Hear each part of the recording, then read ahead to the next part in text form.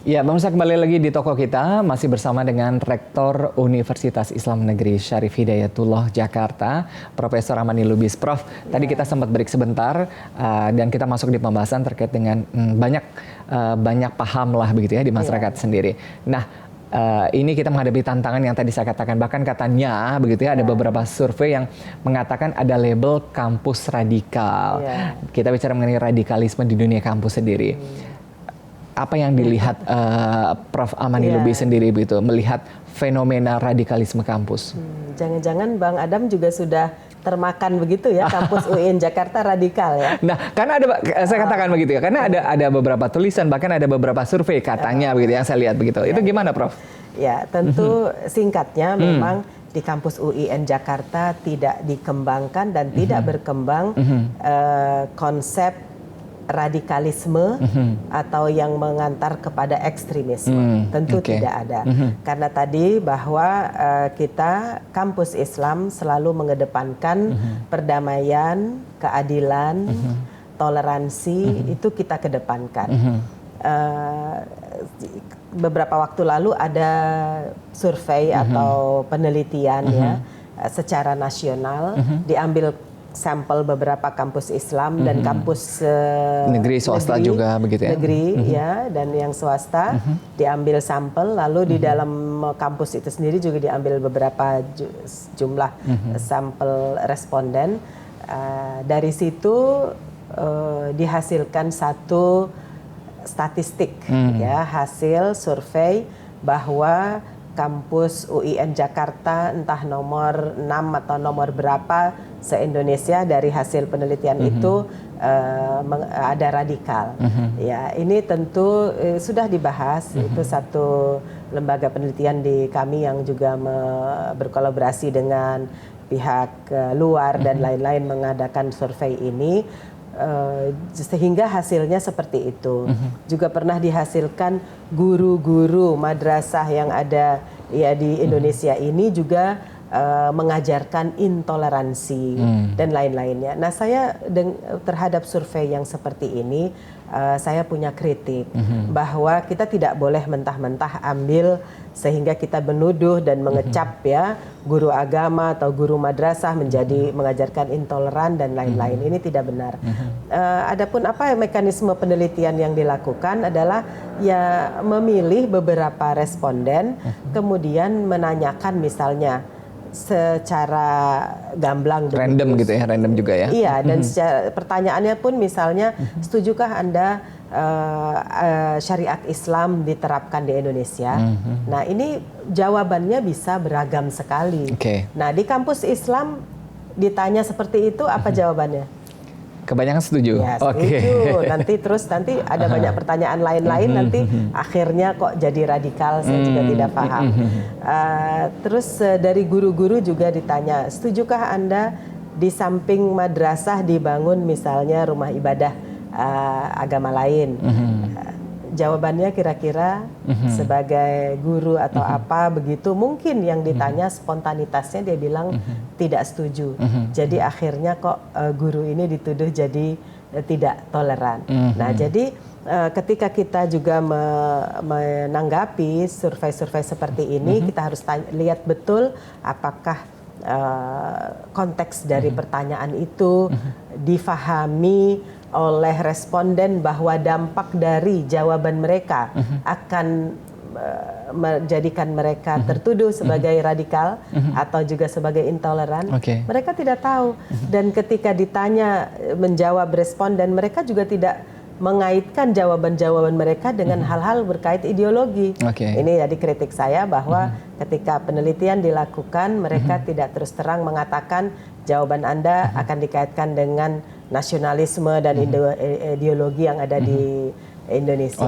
Nah, dari situ kita mengambil pelajaran bahwa survei seperti ini bagus dan penting dilakukan. Cuma cara penyajiannya yang tidak tepat. Selalu dikedepankan angka-angka dulu, berapa persentase, berapa ini.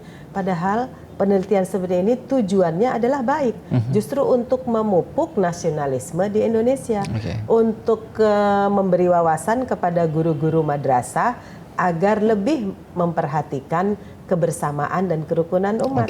Ya, mestinya penelitian seperti ini itu yang ditonjolkan. Jangan survei yang angka-angka yang negatif akhirnya justru menuduh.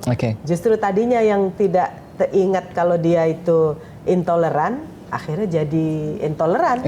Benar. Jadi loh, kenapa kok saya jadi tertuduh begini? Nah, jadi artinya kita juga harus fair ya, harus terus terang. Kalau mau bikin survei, tujuannya apa? Tujuannya yang dikedepankan yang baik. Prof, ini menarik bicara mengenai radikalisme sendiri. Ini ada catatan lah begitu ya di sosial media di ini.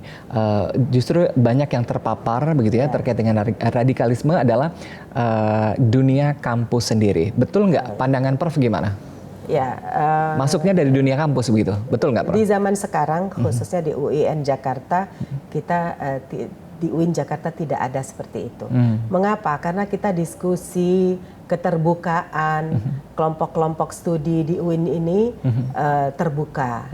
Jadi aspirasi masyarakat pun, mahasiswa pun juga bisa tersalurkan, artinya bisa didiskusikan, dibahas.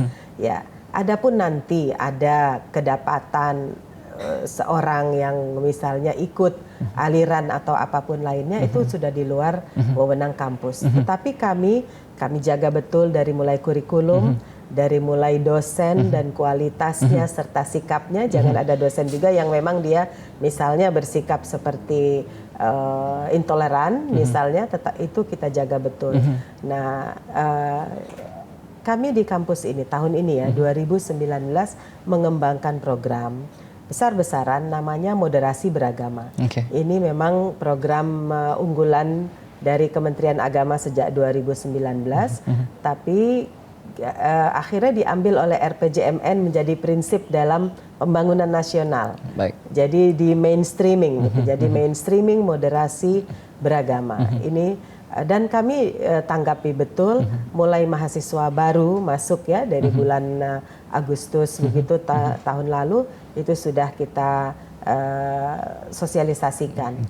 Kemudian ditanggapi juga dengan kita bikin ada lembaga juga di dalam UIN yang bikin sekolah moderasi beragama. Artinya Prof, kalau misalnya tadi begitu ya, paham radikal ini tidak masuk melalui kurikulum kampus begitu ya. Dari mana sih biasanya Prof masuk, Prof? Apakah dari UKM ke UKM atau ya tadi kan tadi ya label begitu ya, survei ini kan membaca begitu ya dinamika yang terjadi di dalam kampus sendiri. Masuknya dari mana sih kalau misalnya tidak dari dalam kurikulum kampus sendiri? Apakah dari kegiatan kemahasiswaan atau seperti apa? Saya juga tidak sangka ini dari UKM. Mahasiswa bebas. Kita tidak, dia mau bahas apapun silahkan. Membahas keluarga dalam Islam, bahwa kepala keluarga ayah harus begini, ibu harus begini dan lain-lain. Masa dituduh radikal? Nah, ada penelitian nggak dari UIN sendiri begitu ya? Investigasi lah katakanlah ya. Masuknya bukan di UIN gitu ya. Apakah dari kampus lain atau di mana gitu ya, dunia kampus sendiri. Ini masuknya dari kegiatan apa gitu? Dari mana sih mahasiswa ini bisa? Tidak ada ya.